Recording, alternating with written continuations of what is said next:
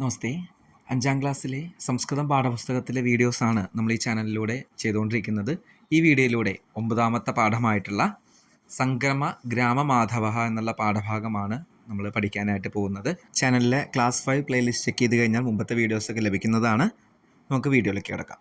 ഭാരതീയ ഗണിതശാസ്ത്രസ്യ ഇതിഹാസഃ വേദകാലാദേവ ആരഭത്തെ. ഭാരതത്തിലെ ഗണിതശാസ്ത്രം, മാത്തമാറ്റിക്സിൻ്റെ ചരിത്രം എന്ന് പറയുന്നത് വേദകാലം തൊട്ട് തന്നെ ആരംഭിച്ചിട്ടുള്ളതാണ്. ബഹവഹ ഗണിത സിദ്ധാന്താഹ അഥർവവേദേ ദൃശ്യന്തി. ഒരുപാട് സിദ്ധാന്തങ്ങൾ, തിയറീസുകളൊക്കെ അഥർവവേദത്തിൽ കാണാൻ സാധിക്കും. ശുൽബസൂത്രം, ആര്യഭട്ടീയം, ബൃഹത് സംഹിതാദയ പ്രസിദ്ധാഹ ഭാരതീയാഹ ഗണിതശാസ്ത്രഗ്രന്ഥാഹ സന്തി. ശുൽബസൂത്രം, ആര്യഭട്ടീയം, ബൃഹത് സംഹിത മുതലായ ഫേമസ് ആയിട്ടുള്ള ഗ്രന്ഥങ്ങളുടെ പേരുകളാണ് ഇവിടെ കൊടുത്തിരിക്കുന്നത്. ബ്രഹ്മഗുപ്തഃ, ആര്യഭട്ടഃ, ഭാസ്കരാചാര്യഃ ച പ്രമുഖാः ഭാരതീയാः ഗണിതജ്ഞാः ഭവന്തി. ഇന്ത്യയിലെ ഫേമസ് ആയിട്ടുള്ള മാത്തമാറ്റീഷ്യൻസ് ആണ് ബ്രഹ്മഗുപ്ത, ആര്യഭട്ടഃ, ഭാസ്കരാചാര്യ മുതലായ ആൾക്കാർ. കേരളീയേഷു ഗണിതശാസ്ത്രകാരേഷു അന്യതമഃ ഭവതി സംഗമഗ്രാമ മാധവഃ. കേരളത്തിലെ ഫേമസ് ആയിട്ടുള്ള മാത്തമാറ്റിക്സിലെ ഒരു സ്പെഷ്യലായിട്ടുള്ള ഒരു വ്യക്തിയായിരുന്നു, പണ്ഡിതനായിരുന്നു സംഗമഗ്രാമ മാധവ. ഇദ്ദേഹത്തെ പറ്റിയിട്ടുള്ള വിവരണമാണ് ഈ പാഠത്തിലൂടെ നമ്മൾ പഠിക്കാനായിട്ട് പോകുന്നത്. തൃശ്ശൂർ ജില്ലായാം ഇരിങ്ങാലക്കുട നാമകഃ ഗ്രാമഃ അസ്തി. തൃശ്ശൂർ ജില്ലയിൽ ഇരിങ്ങാലക്കുട എന്ന പേരായിട്ടുള്ള ഒരു ഗ്രാമമുണ്ട്. തത്ര വർത്തത്തെ ഇരിങ്ങാടപ്പള്ളി മനാ നാമകം ഗൃഹം. അവിടെ ഇരിങ്ങാടപ്പള്ളി എന്ന പേരായിട്ടുള്ള ഒരു ഗൃഹം, അതായത് വീട്, അദ്ദേഹത്തിൻ്റെ വീടിൻ്റെ പേരാണ് ഇരിങ്ങാടപ്പള്ളി. അവിടെയാണ് 14th സെഞ്ച്വറി, ചതുർദശ ശതകം എന്ന് വെച്ചാൽ 14th സെഞ്ച്വറിയിൽ മാധവൻ ജനിച്ചത്. ഇരിങ്ങാലക്കുട ഗ്രാമസ്യ സംസ്കൃതനാമ ഭവതി സംഗമഗ്രാമഃ. ഇരിങ്ങാലക്കുട എന്ന ഗ്രാമത്തിൻ്റെ സംസ്കൃത പേരാണ് സംഗമഗ്രാമം. അതഃ സഹ സംഗമഗ്രാമ മാധവഃ ഇതി വിഖ്യാതഃ അഭവത്. അങ്ങനെ അദ്ദേഹം സംഗമഗ്രാമ മാധവൻ എന്ന പേരാൽ ഫേമസ് ആയി.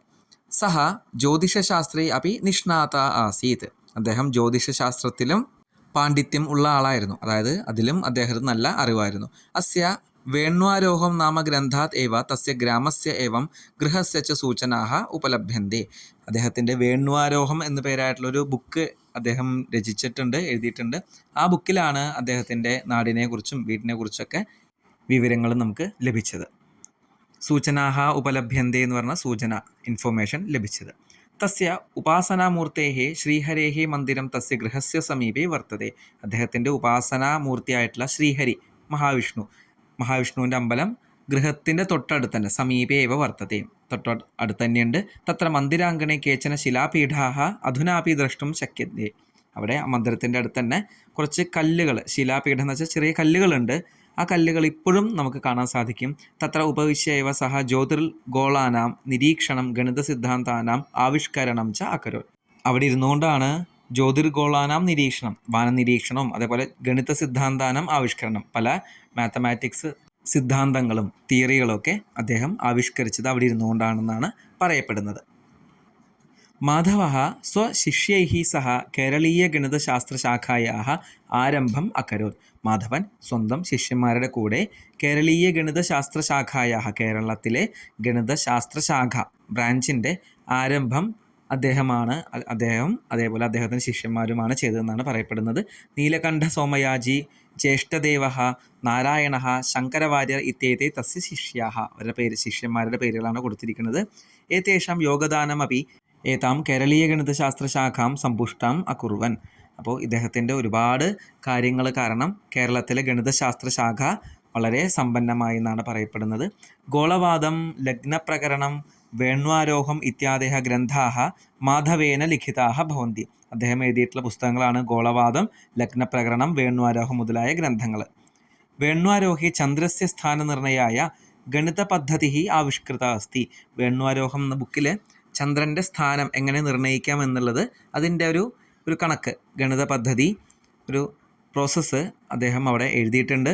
നവീനാഹ ഇതി മന്യമാനാഹ കേചന ഗണിതശാസ്ത്ര സിദ്ധാന്താഹ മാധവേന ചതുർദശ ശതകേ ഏവ ആവിഷ്കൃതാഹ ആസൻ. അപ്പോൾ പുതിയതായിട്ട് ഉള്ള തിയറികളാണ് എന്ന് നമ്മളിപ്പോൾ പഠിച്ചുകൊണ്ടിരിക്കുന്ന പല സിദ്ധാന്തങ്ങളും 14th സെഞ്ച്വറിയിൽ തന്നെ മാധവൻ ഉണ്ടാക്കിയതാണെന്നാണ് പറയപ്പെടുന്നത്.